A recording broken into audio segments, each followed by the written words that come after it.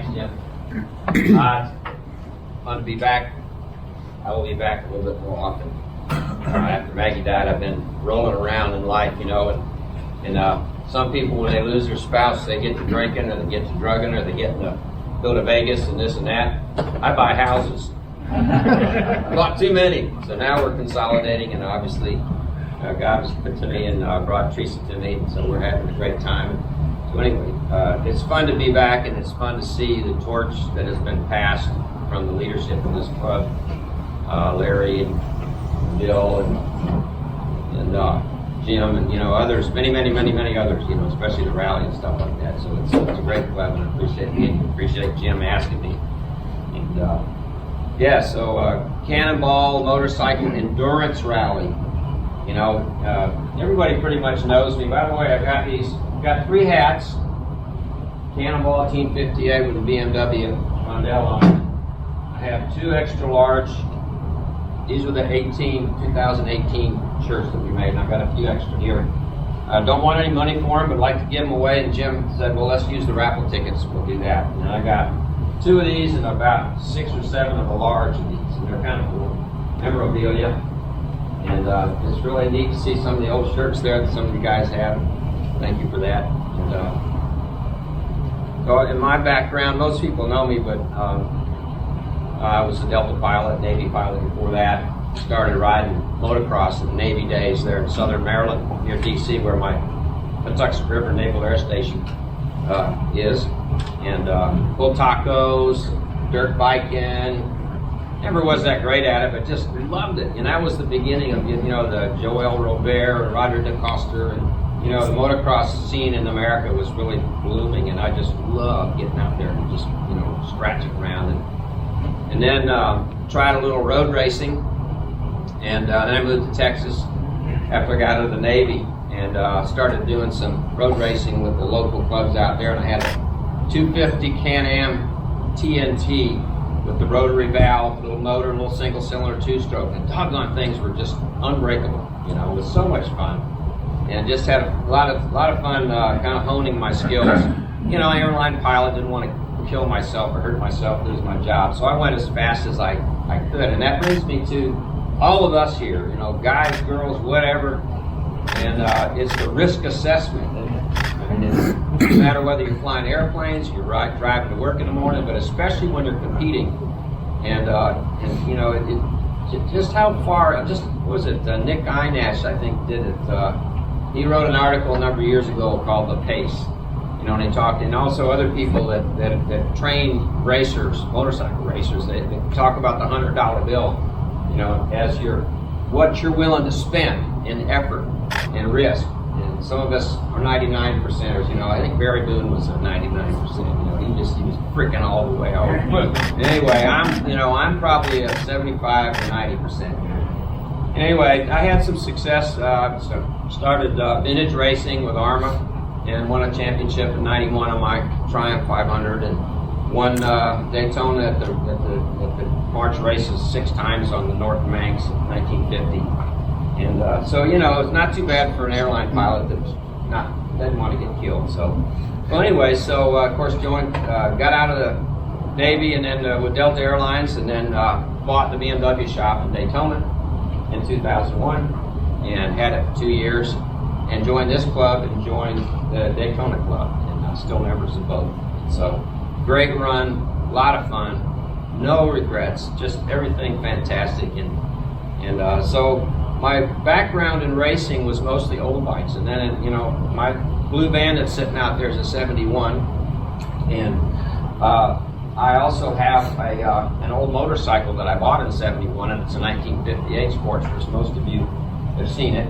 I've been to Alaska twice on it, so I'm used to riding old shit. The brakes. And if I'm nothing else, I'm persistent and stubborn. So anyway, that's what you have to be when you're doing the Cannonball, because as I say, it's motorcycle Cannonball endurance rally, and the endurance part is the main thing. It's really hard to make a 90 to 100-year-old motorcycle go 3,600 or so miles. It is. You're going to break something.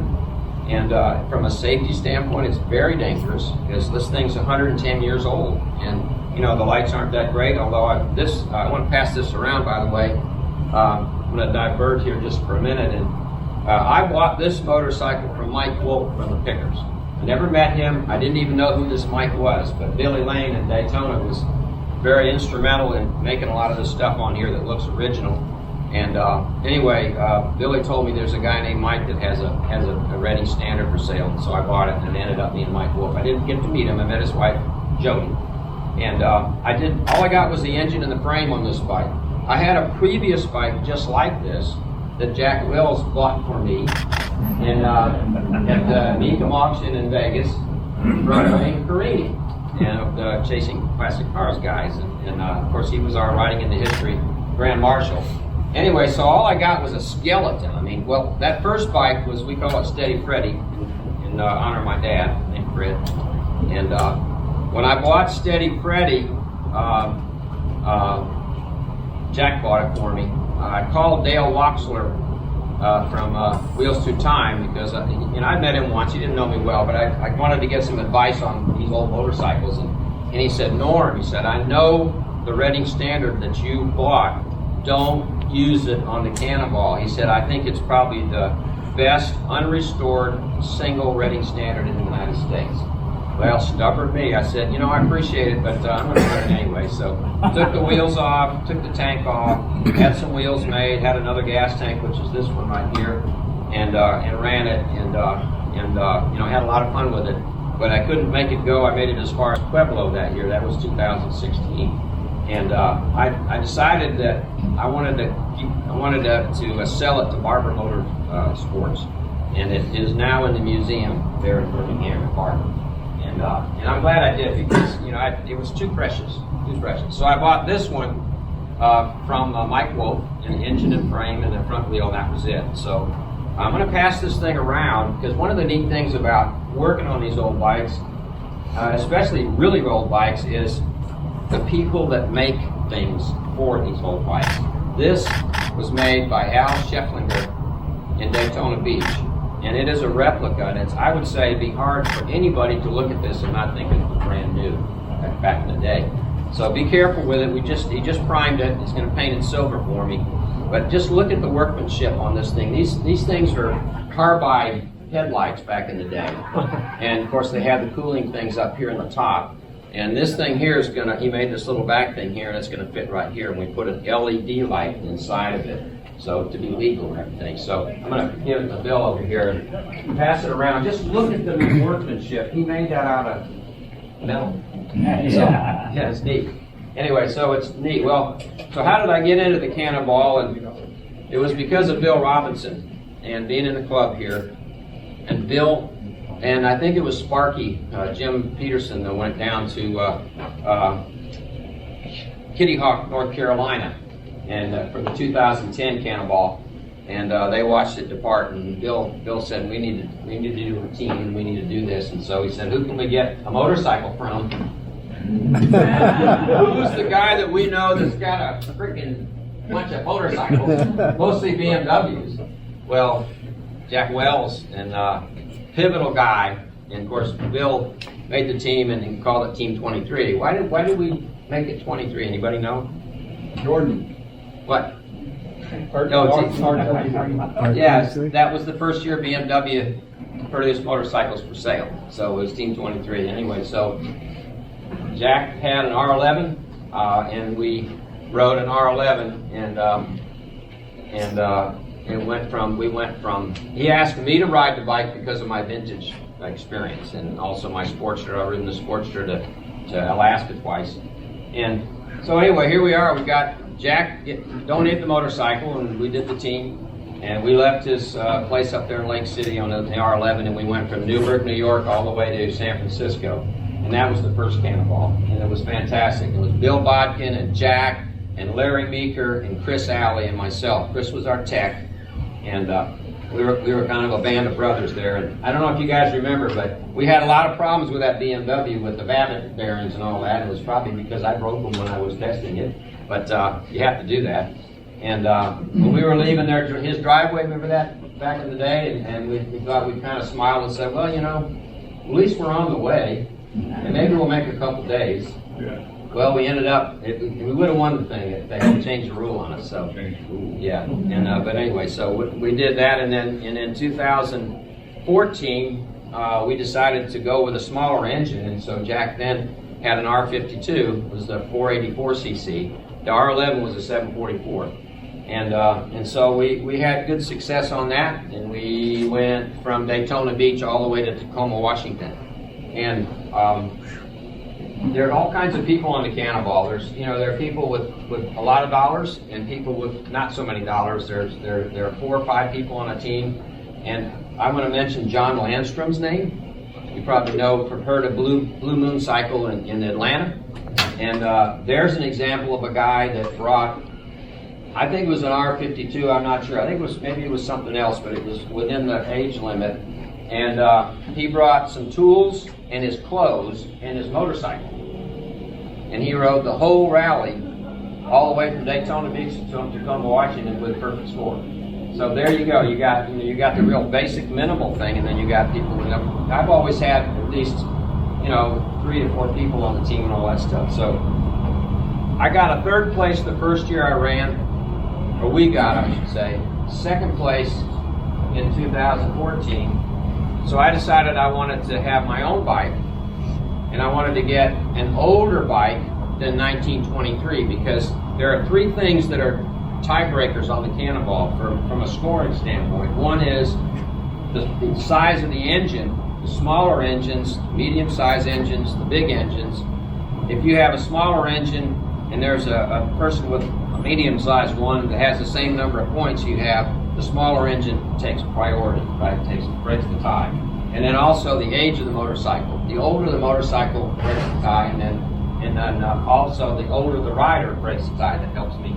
And anyway, so I wanted the older bike than a 23 BMW. So Jack was in Vegas. We talked. He said, "Look, I'm here. I looked it up, and this thing was for sale. There was a Harley single for sale, and this came up, and I bought it. He bought it for me."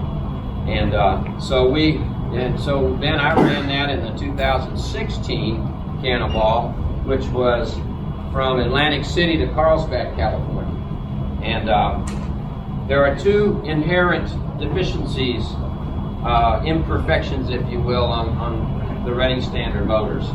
Back in the day, the Harleys and the Indians had better metallurgy, and they had probably better design. But I love this motorcycle. In fact, my picture on my phone, Jim and Paula let me use Bridle Farms to park my van and go up and down 305, 304, whatever it is.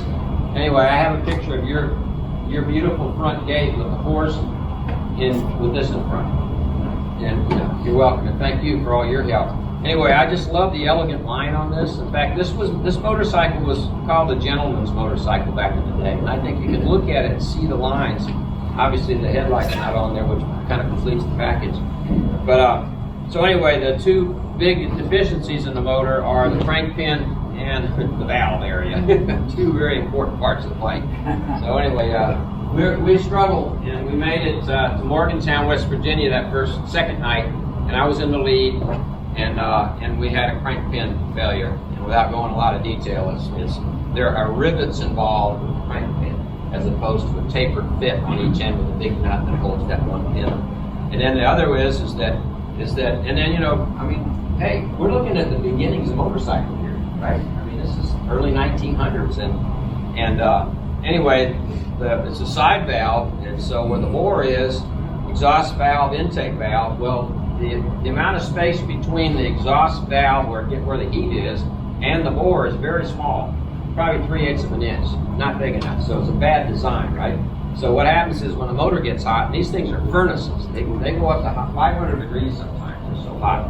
Well, you get a crack between the bore and the valve seat, and so you lose power. You can run all day at 35, 40 miles an hour, but if you come to a hill, you ain't going up it. So anyway, we had put the new crankshaft or new crank in this thing, and a new cylinder at Morgantown, and then we made it as far as Pueblo, and we had a problem with the crank pin again. So I ended up selling this to Barber, or selling Steady Freddy to Barber, and bought this one, and been trying to make this thing run here for in a couple years. And then in the 2018, I was going to run this bike, but couldn't quite make it go. And so Jack had sold his R52 to a very nice gentleman named Lee D. Young, who was a big BMW guy. He's been in the MOA magazine and all that stuff. Really nice guy from Chicago.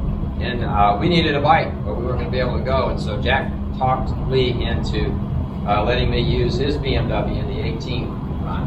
So I went up there and he did it. And we ended up with a perfect score on that. So I've done, and then, so I've done 4 Cannonballs, 3 perfect scores on BMWs. How about that? And, but I do love this bike, and we're going to run this thing this year. It goes from Sault Ste. Marie to Brownsville, Texas. And Norm, yes. You mentioned first of all you got Steady Freddy. You didn't mention the BMW's nickname that I know. Would you like to tell her name? Well, Shotzi 1 and Shotzi 2. Yeah, and now what's this one's nickname? Well, the first one was Steady Freddy, and for my dad, because he was a golfer and he was really, really old. I mean, he was steady on the golf course. And this one is Franklin Freddy, of course, for my dad, but it's a dual-purpose thing because Dad liked to play golf in Franklin, North Carolina, but also Mike Wolf lives right near Franklin, Tennessee. And I can't tell you exactly where he lives, or he'll kill me. Because you know these guys that are on TV, you know, they got to protect their place. But anyway, yeah, I went to this house up there, but yeah, this is Franklin Freddy. So we do have an affectionate name for this motorcycle. It's Franklin Freddy. I'm going to tell you about it a little bit right now, but going back to, I want to just mention the persistence factor in any kind of endeavor that you do. And in this particular motorcycle, it's taken a lot of persistence and a lot of patience because it's very difficult because of those 2 deficiencies that I mentioned. But I found a really great machine shop, Special Tool Solutions, up in North Jacksonville. And John Sneed is the owner of that thing, and he's a vintage racer. He races with Alex. And he's a very meticulous guy. He's a self-made man. He's a blue-collar guy that's worth a lot of money, and he's just brilliant. Anyway, he's letting me borrow some of his machinists. And they're making new crank pins for me and new rods. So we're hoping that we're going to do well on the Cannonball. And we're going to run this thing Sault Ste. Marie to Brownsville, Texas. Normally we go Atlantic to Pacific, but this time we're going north and south. So we're going Sault Ste. Marie, Larry's old area there, Traverse City, Battle Creek, Dayton, Ohio, that area, Danville, Virginia, Charleston, West Virginia, and then all the way down to Myrtle Beach, and then from there west to Spartanburg, Cherokee, North Carolina, Mississippi River, I think it's either Lula or one of those little towns on the Mississippi, one of those little gambling towns, and then Arkadelphia, Arkansas, Nacogdoches, Texas, and Victoria, Texas, McAllen, Texas, and the Mexican line here at Brownsville. And so what's the date? The departure date? Yeah, we leave September 9th. Yeah, September 9th, and we get there to the South Padre Island basically on the 26th. And so I mentioned the 3 different tiebreakers. There'll be about 100 motorcycles that will be in this event, and you know it's an endurance rally.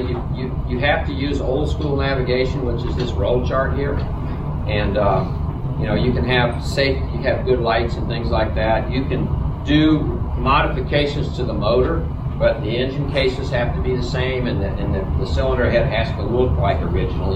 You can actually have a new cylinder made, which I may end up doing here in the next month. And then, of course, this motorcycle is a 500cc side valve single. It has no oil pump. Remember the old Briggs and Stratton lawnmowers, you know, the little flat things? Yeah. And it's just slinging oil in there, right? And so I just had a major failure on this thing, and we thought we were all squared away, but the only bearings in this are 2 ball bearings, one on each side of the crankcase that hold the axles for the flywheels, right? And they're top shelf Timken bearings, and they've never had a bit of problems with those. those are the only bearings in it. And now this one's a 12 motor, because the 11 motor we had problems with, and this is a 12 motor. Of course, you've got magneto drive here, a couple idle pulleys, and then your cams down in here. And so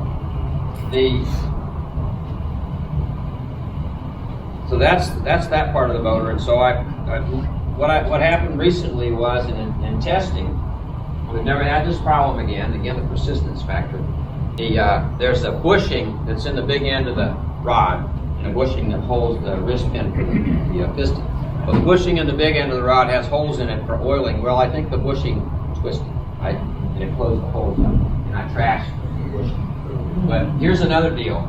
And one of the things that we talked about a lot of times is you take an old motor that's about a 5-to-1 compression ratio. I mean, it's only a 4.5 horsepower engine. And if you do something to modify it to soup it up, it doesn't always work the way you want to. So in my great wisdom, I said, we need more power. Let's put a dome piston in. I don't think that was a good idea, because I think it produced too much jam on the bottom of the rod, and it destroyed the bushing. Or, the thing might have twisted and lost oil too, but whatever happens. So this Wednesday, I'm picking up a brand new 2 rods and 2 new crank pins. And bushings will be in the crank pins. And we think we've got that little oil problem solved there. So Norm, will you install them? No. Steve Pennington is like a Chris Alley. He's down in Daytona. He's done all the work on this bike. He's really good with it. So motorcycle itself, it's a belt drive and a single speed. In order to climb the mountains in North Carolina, I've got to put a smaller pulley on there for gearing it down, things like that. And so, how much are you allowed to pedal? You can pedal all day long, but not me. Look at those skinny legs. Now, on some of the bikes that have transmissions in like clutches, you can slip the clutch. I can slip this a little bit. I use a serpentine belt, automotive belt with ribs. Normally back in the day, it was a leather belt. But leather belts are not so great in the wet, and also they stretch. And it's not so bad if it's not wet, but if it's wet, they stretch. And so I got this idea, and it's been working pretty good, so that works well there. And I'm going to just show you, I'm not going to start it here, but this thing is basically a bicycle. And if you take my weight with all my gear and the weight of the motorcycle, it's 400 pounds. And think about pedaling up a hill with 400 pounds. The way you start this thing, I'm not going to start it. It may pop a little bit, but I'm not going to start it in here. But I'm going to show you how you start it. You basically, I got this lever here that you hear that has a cog thing, and there's a pulley down on the bottom and a big arc piece. And when you push this forward, it pulls the pulley up, tensions the belt, and you get your forward motion. I have a compression release lever here. I have a front brake. Doesn't come with a front brake when it was manufactured, but my friend up in Georgia, Vino Rodi, gave me this. I think it's off a Pook moped or something. And then it has, the neat thing about bike 2 is that the rear, it's actually called a sheave. It's a pulley. And the inside of the pulley is actually a brake drum. And so when I push this right here for my rear brake, it puts the brake shoe against the inside of the pulley, which is a sheave, which is kind of neat. So anyway, to start the motorcycle, you turn the gas on, and I can also adjust my timing with this little thing right here, like the early BMWs. And I can retard the timing to start. And when I'm riding, and I actually, depending on the circumstances, especially climbing hills and mountains, it's actually, I get better performance by retarding the spark, not with full throttle going uphill. And then, you can find the sweet spot here, which I do. But to start the motorcycle, you've got to be on the rear stand and pull this thing in, put a little gas on it, and hear it click. And that's how you start it. And then all kinds of machinations you have to make on this thing. I mean, it is an acquired skill. So you start the motor, and then I put the brake on, and I release the pressure, so I'm in neutral basically. I won't do it right now. I bump this thing forward so that the rear stand goes up. I get on the side of the bike, I cram this thing up here into this lock right here, and I get back on it again. And then to start going on this thing, I have to move forward because you know, like even on a 600 horsepower Porsche, you know, you got to slip the clutch to get going, right? You can't just pull the clutch out. So with this thing, I got my foot on the ground here, and then I start pedaling, and then I'm going to slowly push this forward and put the power to the back wheel, and then I'm going like this. You know, this thing's a flexi flyer. Look at this. It even makes noises. So you have to pedal to get a little bit of forward motion, and like this. And the more you do it, the less scary it is. But anyway, so you do it forward, and then you know, and it's just that thing, and just hope the hell you can make it up the next hill. Some riders wear period apparel. I'm picturing you with this magnificent men and their flying machines and scarf and goggles. Do you wear period like a waxed outfit, or do you wear modern apparel that's reflective? I've been wearing my Airflow BMW 2001 jacket. 2001. Yeah. It is period apparel. Yeah, that's true. That is period. But I do have I started motorcycling. Bought my first bike in '67, and I was flying. I was flying the C-130s, and I was flying over to England every month with the Navy. And I used to go into London, and there was a place called Lewis Leathers, which you may have seen advertising, but they're still there. And I bought my leathers from them. And I also bought a barber jacket and trousers, waxed cotton, and I still have those too. And they're very hot. But I think I'm gonna, when I can, I think I'm gonna wear my barber jacket, and I wear a full face helmet, and and I'll have some black trousers, so I'll look somewhat period. But yeah, some of the guys really, and girls too, really go all out. Yeah. So, besides yourself and the bike, what else are you personally carrying? On the motorcycle, it's required a small fire extinguisher. Obviously, weight is a factor. Minimal tools, very, very basic tools. Tools that I can, for instance, adjust the rear chain, that sort of thing. Screwdrivers, vice grips, blah, blah, blah, this sort of thing. I have a small package. I usually carry, I don't like to spend a lot of time eating lunch. A lot of people, it's a social thing. And the Cannonball is competitive because you want a perfect score. And I really wanted to win the thing. I still want to win the thing, but it's very difficult to win it. But I'm very proud that I've had 3 perfect scores on the BMWs, and I'm trying to almost 2. But going back to what you carry, minimal. Little bit of tools. You were saying 400 pounds, that's why I was trying to ask. Yeah. I mean, I'm going to have a little backpack thing here, and I might put some panniers down here, like bicycle panniers. That I can do. I'm going to have my number plate up front here. And this tank right here, the original tank with the red standard, it had a baffle back here, and this was oil back here. But I wanted more range for the fuel, so I had actually Billy Lane in Daytona made this gas tank, and I met a gal down there who painted this to look old, which is really pretty cool. And then Billy made me an oil tank that sits down right here, so I can add oil. Yes. Whenever you burn oil, you have to put oil in it during the day? Yeah, you have to do it during the day. It does, it doesn't smoke, but it will use oil, I'm sure. It's very hot.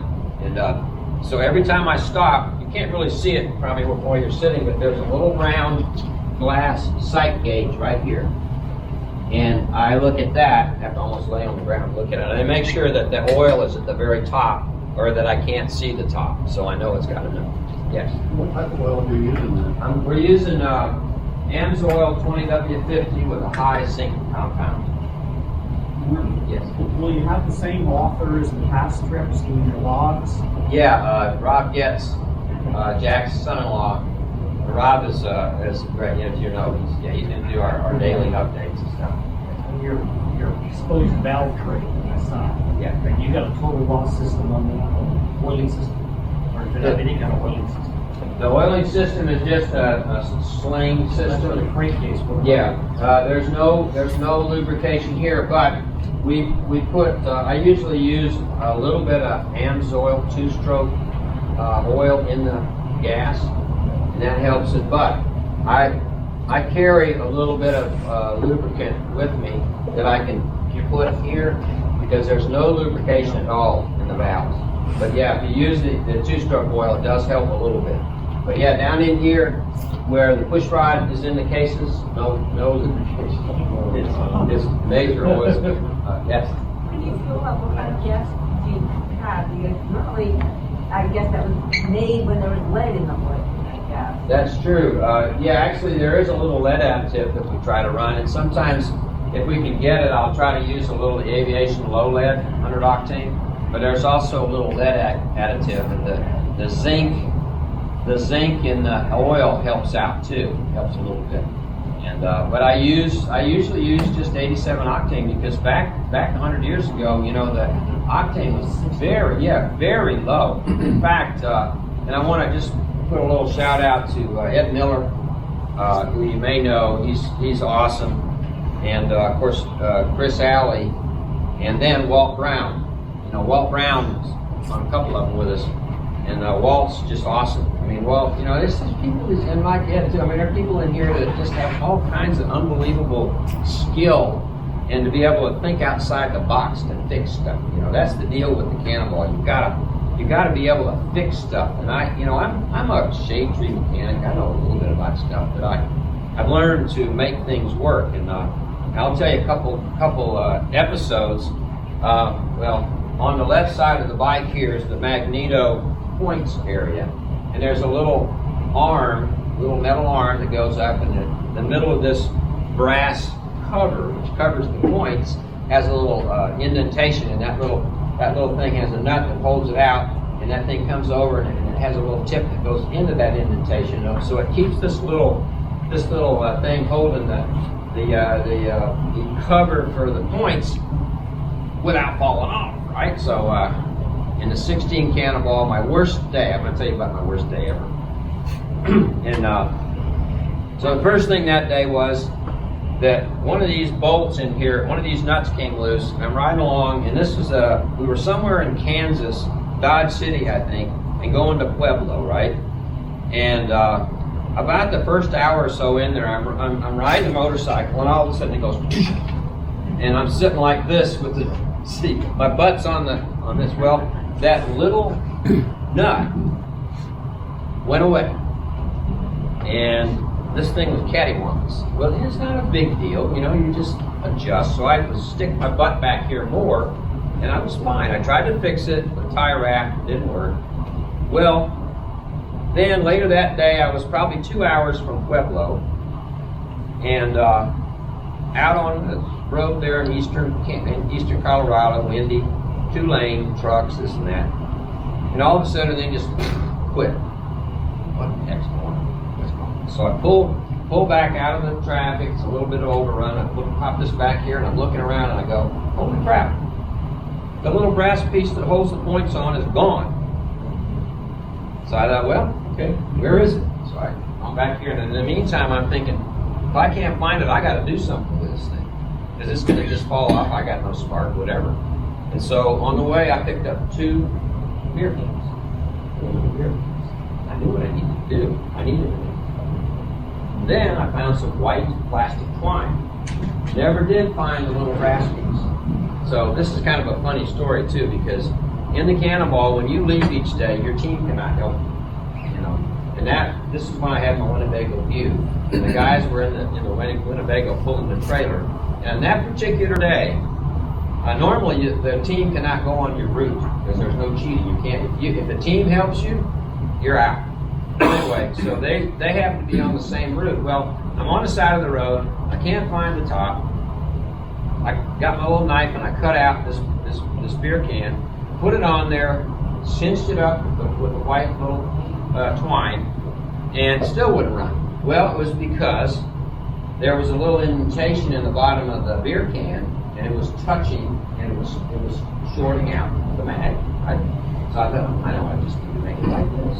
So I'm down on my knees down like this on my knees with the end of my screwdriver going like this. And just when my crew comes by and And what the hell is Norm doing? He must be really upset. He's banging the ground.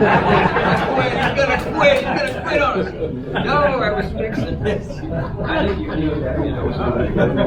So anyway, and then the thing about a Cannonball is you get a certain amount of time to go from point A to point B. And if you don't leave on time, you lose points. If you arrive late, you lose points. So I'm thinking, I gotta get to the level. And so anyway, got it back on, damn thing started. Yes! So then I'm on this ranching area, it's pretty much the flatlands prior to Pueblo. And I'm running along, and all of a sudden, the header pipe, the muffler, the whole header pipe comes off. I mean, it just, it came off. And it was because the little bolts that hold the exhaust canister went away. And this thing flopped around, and it finally just, I was back, and so 100 yards back down, so I go down there again, And, I could have ridden the motorcycle, but I didn't want to leave that thing. So I'm standing there, and it's ranch country, and I knew I need wire, and I see the barbed wire over here, and I said, I don't want to cut this cattleman's wire. I had a thing I could cut it for. And anyway, about that time, I was trying to figure out what to do, and this big combine came rolling up, the air-conditioned combine, and this guy with a cowboy hat stopped, and I said, do you have any baling wire? He said, I don't have any, I'm sorry. And I said, okay. Well, so I kept looking, and then about 10, 15 minutes later, here this guy comes in a pickup truck with 4 strands of baling wire. And then somebody arrived with one of the helpers for the run, and there are some helpers that are designated helpers that are legal for you to work. So here I am laying on the ground, and with this guy, and we're baling wire, and I got it all baled wire, and I got back in. And I was able to make it in that day with a perfect score that day. But when I got there that night, we realized, in fact, when I got in, it was Chris, had a very sad look on his eye, in his face. He said, Norm, the bottom end loosened up again, because you can take your hand here with the pulley and go and clip it. So anyway, we're out. But that was one of my worst days. Another quick little worst day, and I'll answer some more questions, but you guys probably have to go. But I think it was the third one when we borrowed Lee Young's bike, a year-old bike, and it was somewhere in West Virginia or somewhere in that eastern area with a lot of little hilly roads. And of course, the BMW has axles and drive shaft and all that stuff. So I was riding along, really having a good run. And all of a sudden, the young guy, I forgot his name now, real tall guy, great guy from California. Another interesting human interest story about this. Young guy, probably in his early 20s, and he had sold a bunch of stuff on eBay, I think, just to buy an old Harley. And he ended up pulling over next to me in his bike, and he said, "Come, stop over." So I pulled over. Well, the axle was sticking out about this far on the right side. And he had been with another guy helping him on the motorcycle about 100 yards back, or a little bit more than that actually. And bless his heart, he was so observant. He's a gearhead. He saw that thing, and it obviously dangerous. I was real close to having the rear wheel cocked, and I, probably would have gone down, but it probably would have been okay. Anyway, he came back up, and he pointed it, and I said, whoa, put it on a center stand. And before I could get my tools out, he had wire. He was down on his knees, and he, damn it, was finished. That's the Cannonball right there. So you have the camaraderie of people, and it's a pain in the ass in a lot of ways, but I do it because I love the excitement. Well, to add to this, the human part of the Cannonball, we were at the Harley-Davidson Museum. That's right.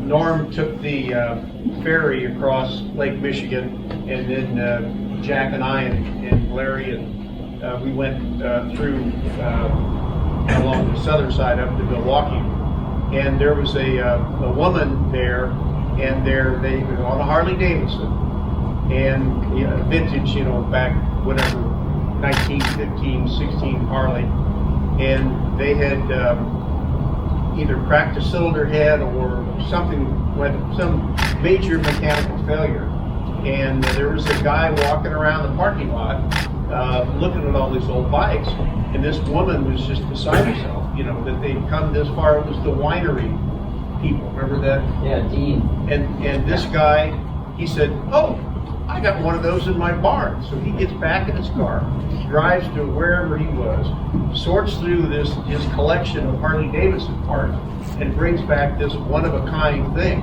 And now she's just in tears. You know, so it's that kind of thing. And another thing we did with this, Norm mentioned the old school rally thing here. Does it still have the little hair scrunchies in there? Hey. This thing, you put the route on here, Yeah. and then Norm's able to roll through the route, turn right, turn left, and so forth. Well, it broke internally, and so he comes in at the night, and then Chris and Larry and I were all tightening all the nuts and bolts every night. And he said, the only way I get this thing to work now is to go this way, and then I have to go this way, and I can't do it with no hands. So we took this thing apart and went to a drugstore, and you ladies may appreciate this. Those not a hair scrunchie, but the little hair rubber band things that you can buy that make more like Jack does with his beard. Those little guys right there, I don't know if that's the rubber one or that's The rubber inside. it's rubber inside, Yeah, but these back are on little hair scrunchy things that we got at the drugstore to make a fix. But it's so many of these little things with people helping people. It was quite heartwarming to see. I mean, like Norm said, people just stop. Yeah. Things get done. So. It's neat. You're right. One more quick story. It was when we. Say again. I said two more. Go ahead. BMW, the R52 that we was one of the when we had the R52, and we were losing compression in the right cylinder because every night, you know, the guys tighten everything. Well, we over-tightened the head bolt on the side valve engine, and so basically we were losing compression, and so we couldn't do anything that night because we had to leave. Well, so we came up with an idea of using small vice grips to vice grip the head together, right? So we, instead of 0 compression, we had 30% compression on that side. And the day before, when I came in, I forgot where, we ended up in Spirit Lake that night, and we had these 2 vice grips, we were safety wired on the thing, and we called it, in German, we call it our vice grippen Sie fixen.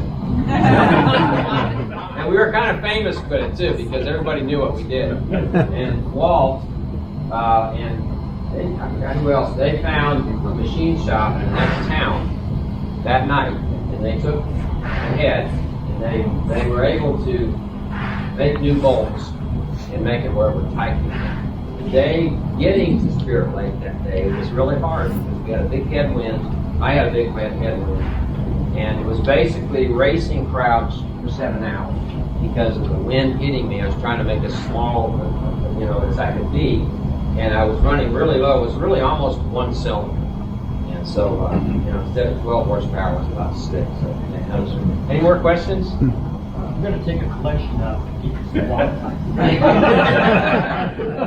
I remember one day when Chris and I had worked all night on the first Reading Standard and gotten it ready to go. And rolled out of the parking lot, went through the departures thing on time, and then you came right back and said, "I got a flat tire." So we fixed the flat, put it back on, and you rolled out, and we're getting back, and you roll back in, so I got another flat tire.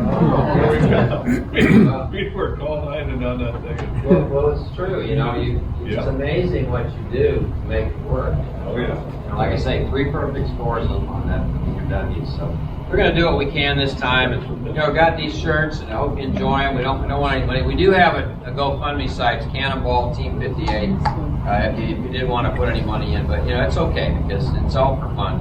But yeah, the shirts they'll be raffled off here with the tickets. Okay, yes. How do you fuel up? What kind of mileage do you get? About 50 miles per gallon, which isn't bad. Yeah, if it's climbing mountains and hills, it's less. But generally speaking, 50 miles. I've got a little shy of two gallons capacity. Now, this particular run is all, central part of the U.S. and eastern part. So out west, you might have to go 100 miles before a gas stop. Won't be so bad this year. You can stop at regular gas stations? Oh yeah, 87 octane. That's all I need. Load up. Yes. I think we're going to rename your team, call you the MacGyver team. Thank you. I appreciate that. Thank you for. Yes. Yeah. One year, you could tell hundreds of stories, and this could go on till this evening. But you were up near Orange County, New York, and you remember the TV show Orange County Choppers? Yeah. And they needed a specialty tool that you can't buy. You can't just buy it. It's a specialty tool to fit a specialty thing. They took a CNC machine at that shop and made it for you on the site, right? That is true. Go ahead. The Orange County Chopper guys were there right next door with a big building, and they did that for us. Another quick story about that is the Harley dealer in Newburgh, New York. I forgot his name now. He's kind of famous. Had to ride the motorcycle over there to get something. I think it was a little ferrule for a cable, and he thought they may have it. So I was outside with the bike. He said, "Oh, you're running the BMW," and he said, "You're cheap." That was a compliment. Anyway, thanks a lot, everybody.